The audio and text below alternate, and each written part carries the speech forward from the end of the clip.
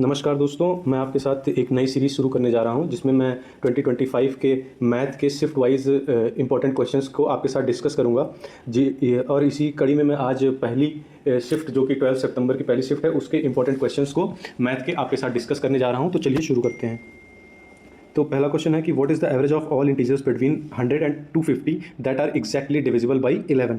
तो हम इसमें देखेंगे सबसे पहला जो 100 के बाद डिविजिबल होगा 11 से वो होगा 110, और ऐसे ही लास्ट जो डिजिट होगी जो डिविजिबल होगी 11 से वो होगी 242। ओके, तो हमें एक फॉर्मूला पता है, इसमें पूछा हुआ है एवरेज, तो हमें सम का फॉर्मूला पता है कि जब भी एन नंबर्स ऑफ सम का फॉर्मूला निकालना होता है, एन नंबर्स का सम निकालना होता है तो हम ये फॉर्मूला यूज़ करते हैं, पर हमें यहाँ एवरेज निकालना है तो हम directly 110 first term plus last term upon 2 कर देंगे। इससे क्या होगा कि हमें एवरेज मिल जाएगा डायरेक्ट, क्योंकि जो एन नंबर है इसको मल्टीप्लाई नहीं करना पड़ेगा। तो अब हम इसे अगर डायरेक्ट सॉल्व करते हैं तो ये आ जाएगा आपका 55 और ये आ जाएगा 121 516 527 176 आपका आंसर हो जाएगा। चलिए बढ़ते हैं दूसरे क्वेश्चन की तरफ। सेकंड क्वेश्चन है the average of 15 numbers is 80 और 6 नंबर का 72 है पहले और 25% मोर है अगले 6 नंबर का। तो हमें बताना है 13 एंड 14 नंबर का एवरेज बताना है। ये क्वेश्चन पूरा ध्यान से पढ़िएगा। बहुत से लोग इसको डेविएशन मेथड से करेंगे, पर मैं इसे नॉर्मल बेसिक मेथड से करना ज़्यादा प्रीफर करता हूँ। तो अगर हम देखेंगे टोटल सम कितना होगा 80 into 15, okay 120 means 1200, total sum 1200 हो गया।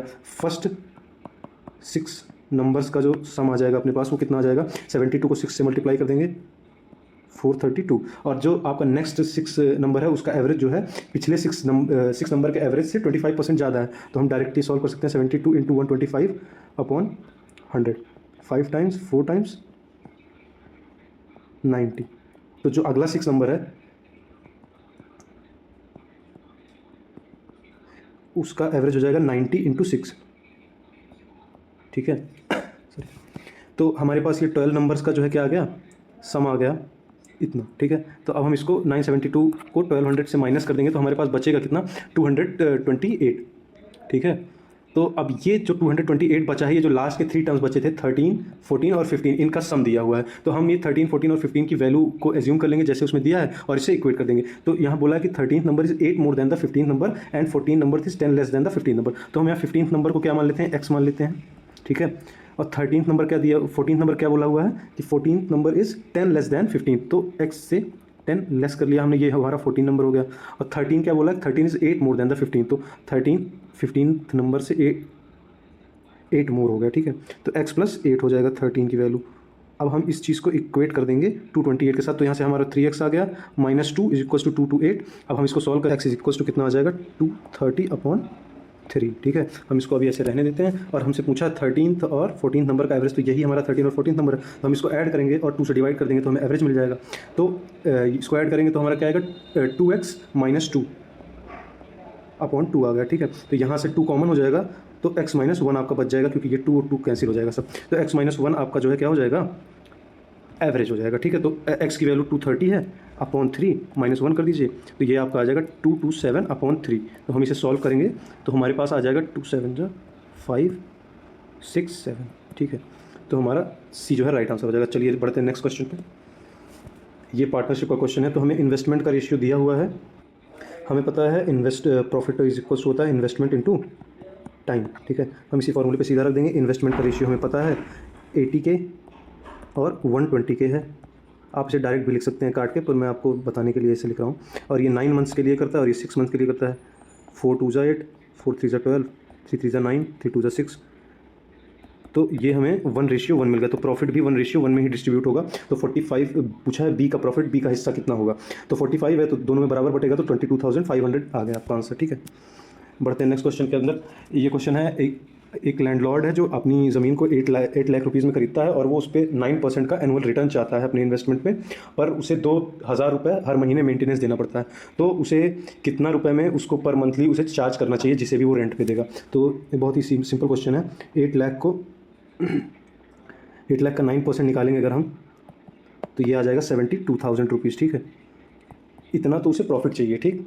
और इसने बोला है कि हमें 2,000 उसको मेंटेनेंस के लिए भी देना है। तो अगर ये 1 साल का इसका रिटर्न देखेंगे तो ये आ जाएगा 12 से डिवाइड करने पे 6000। अब इसको 2000 मेंटेनेंस भी देना है, तो अगर ना देना होता तो 6000 रेंट पर दे देता, फिर भी उसे 9% का प्रॉफिट होता, पर उसे 2000 मेंटेनेंस देना है, तो इसलिए पर मंथ वो 2000 रुपीज़ ज़्यादा लेगा किराएदार से।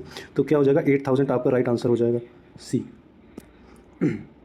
ये कंपाउंड इंटरेस्ट का क्वेश्चन है, 6600 in 2 years and 7920 in 3 years at compound interest. तो हमें प्रिंसिपल बताना है, ठीक है। तो जैसे कि हमें पता है अगर ये प्रिंसिपल रहा होगा, ये कुछ फैक्टर से मल्टीप्लाई हुआ होगा, तब जाके फर्स्ट सेकंड ईयर में उसकी कुछ वैल्यू होगी, फिर एक उसी सेम फैक्टर से मल्टीप्लाई हुआ होगा, तब जाके थर्ड ईयर में उसकी वैल्यू इतनी हो गई होगी। तो हम अगर हमें तो हम इसका मल्टीप्लाइंग फैक्टर सबसे पहले निकाल लेंगे, 7920 अपॉन 6600।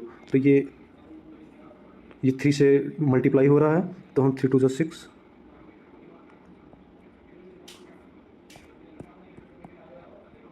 ठीक है। फिर ये 2 से हो जाएगा 132 अपॉन 110। अब ये 11 से हो जा रहा है, 11 10 जा 11, 12 टाइम्स 2 5 जा 10, 2 6 जा 10, तो 6/5 हमें यहाँ क्या मिल गया, इसका रेशियो मिल गया, जिससे कि अगर हम प्रिंसिपल में 2 बार मल्टीप्लाई करेंगे,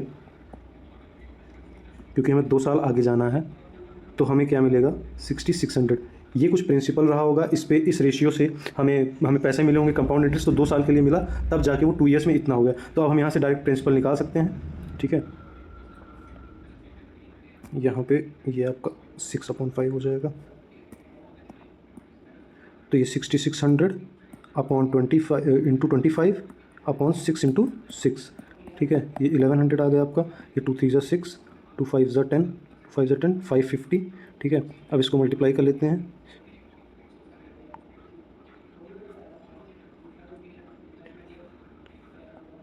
ये आपका आ जाएगा 137/3। अब इसको काट दीजिए, तो आपका 3 4 12, 3 6 जा 3 5 जा 3 4 जा 12, 3 5 जा 15। तो अब हमें आगे सॉल्व करने की ज़रूरत नहीं, क्योंकि एक ही ऑप्शन ऐसा जो 45 से स्टार्ट हो रहा है, तो यही हमारा आंसर हो जाएगा, ठीक है। बढ़ते हैं नेक्स्ट क्वेश्चन पे। नेक्स्ट क्वेश्चन है कि एक टॉय मैन्युफैक्चरर है, वो 1200 टॉय कार्स को जो है एक 90,000 कॉस्ट पे प्रोड्यूस करता है, पर बात ये है कि वो 1200 टॉय कार्स में से 200 टॉय कार्स को जो है डोनेट कर देता है, और जो रेस्ट उसकी टॉय कार रहती है उसको 120 पर कार जो है बेचना रहता है, पर वो उस पर भी 10% का डिस्काउंट देता है, और ऊपर से वो जो भी बंदा 8 कार्स लेता है उसको 2 कार्स जो है डिस्काउंट में देता है, मतलब फ्री देता है। तो वही वो पूछ रहा है कि उसका ओवरऑल गेन या लॉस परसेंटेज कितना होगा, ठीक है। तो 200 कार्स उसने पहले ही डोनेशन में दे दी, तो हमारे पास बची कितनी कार्स, 1000, ठीक है। 1000 कार बची। अब वो 2 टॉय कार को फ्री में दे रहा है 8 कार में, तो हमें पता है कि वो 2/10, ये 10 टॉय कार पे वो 2 फ्री में दे रहा है, मतलब 2 का डिस्काउंट दे रहा है। तो जो अभी करंट वैल्यू निकालने के लिए हमें उसको किससे मल्टीप्लाई करना पड़ेगा, 8/10 से। तो हमारी क्या आ जाएगी, करंट वैल्यू आ जाएगी। आप इसको ऐसे भी कर सकते हो, अगर आपको 2/10 से ही मल्टीप्लाई करना है, तो आप 2/10, तो क्या आ जाएगा, ये 200 आ जाएगा। तो ये 200 आप डिस्काउंट में दे दोगे, तो 1000 में से 200 आप माइनस करोगे, तो आपको 800 टॉय कार्स मिल जाएगी। तो यहाँ पर हम डायरेक्ट कर सकते हैं इसी तरीके से। तो ये 800 टॉय कार्स, अब उसको जो है सिर्फ 800 टॉय कार्स बेचनी है, जो कि वो 120 रुपीज़ पे 10% के डिस्काउंट के बाद बेचता है। तो अगर हम 10% का डिस्काउंट दे देंगे, तो एक कार का प्राइस क्या हो जाएगा, 108 रुपीज़ हो जाएगा। और कितनी कार उसने बेची, 800, तो इसको मल्टीप्लाई कर देंगे, तो हमारे पास क्या आ जाएगा, टोटल अमाउंट आ जाएगा जितना उसने सेल किया, जितने का उसने सेल किया। तो ये हो गया 144। तो हम इसको मल्टीप्लाई कर देंगे, तो आ जाएगा 86,400 रुपीज़ में उसने क्या किया, टोटल जो है उसने सेल किया, पर उसको कॉस्ट कितनी पड़ रही थी, 90,000 की। तो अभी वही हमसे पूछा है कि उसको प्रॉफिट हुआ या लॉस हुआ है। डेफिनेटली यहाँ पे लॉस हुआ, तो कितने रुपए का लॉस हुआ, तो हम 90,000 में से 86,400 को माइनस कर देंगे, तो हमारा आ जाएगा अपॉन 90,000 इंटू 100, ये हो जाएगा 4%। ये 4% का क्या हो रहा है, लॉस हो रहा है इससे, ठीक है। चलिए बढ़ते हैं नेक्स्ट क्वेश्चन पे। नेक्स्ट क्वेश्चन है, a bullet train covers a fix distance in 30 minutes at an average of 240, ठीक है। फिर आगे बोलता है कि उसने डिस्टेंस को 20% जो है बढ़ा दिया, क्योंकि जो ट्रैक था वो मेंटेनेंस पे था, तो रूट डाइवर्ट हो गया। तो अब उसे सेम टाइम में उसी डिस्टेंस को ट्रेवल करने के लिए, उस डिस्टेंस को ट्रेवल करने के लिए कितनी स्पीड से जाना होगा। तो बहुत ईजी क्वेश्चन है, 240 किलोमीटर की स्पीड से वो आधे घंटे जाता है, तो मतलब कितनी डिस्टेंस हो गई, 120 किलोमीटर उसकी डिस्टेंस हो गई। अब जो है रूट डाइवर्ट होने की वजह से 20% डिस्टेंस बढ़ जाती है तो जो न्यू डिस्टेंस की वैल्यू होगी वो 120/100 हो जाएगी, ठीक है। तो ये हो जाएगा 144 किलोमीटर, ये आपकी न्यू डिस्टेंस आ गई। तो 144 किलोमीटर उसको आधे घंटे में जाना है, तो 144/1/2, तो ये यहाँ मल्टीप्लाई हो जाएगा, 288 किलोमीटर्स आपका जो है न्यू डिस्टेंस हो जाएगी, किलोमीटर पर आवर, ये आपकी न्यू स्पीड हो जाएगी, सॉरी। नेक्स्ट क्वेश्चन है, a circular pizza having a radius of 21 centimetre is 75% of it is eaten, what is the area of the pizza remaining. तो हमें पता है अगर एक सर्कल है उसका 75% खाया जा चुका है तो 25% ही बचेगा। तो इसी 25% का वो क्या पूछ रहा है, एरिया पूछ रहा है। तो अगर हम जो हमारा सर्कल का एरिया होता है πr² उसका 25% ही निकालें ही सिर्फ, तो हमें डायरेक्ट आंसर मिल जाएगा।